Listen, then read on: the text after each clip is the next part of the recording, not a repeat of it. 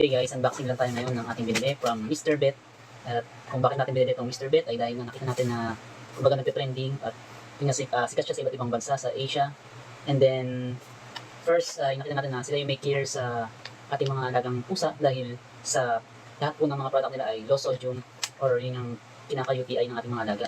At dahil nga UTI survivor na alaga natin, syempre gusto natin, unang-una sa binili natin sa kanila ay itong Mr. Bet T3 na alam naman natin na especially formulated for UTI care or urinary care ng ating mga alagang pusa. Ito yung tsura niya.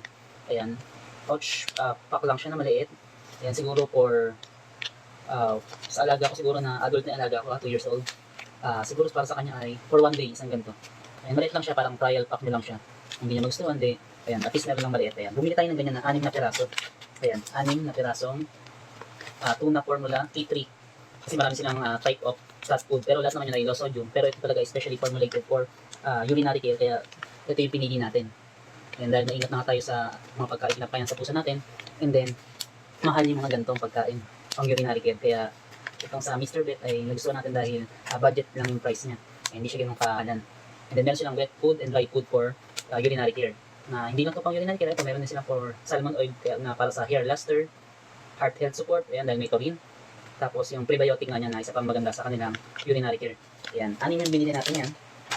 Ayan, nasa basket natin yan. Check nyo yan kung saan natin ito nabili. Siyempre sa official page ng Mr. Bet. And then,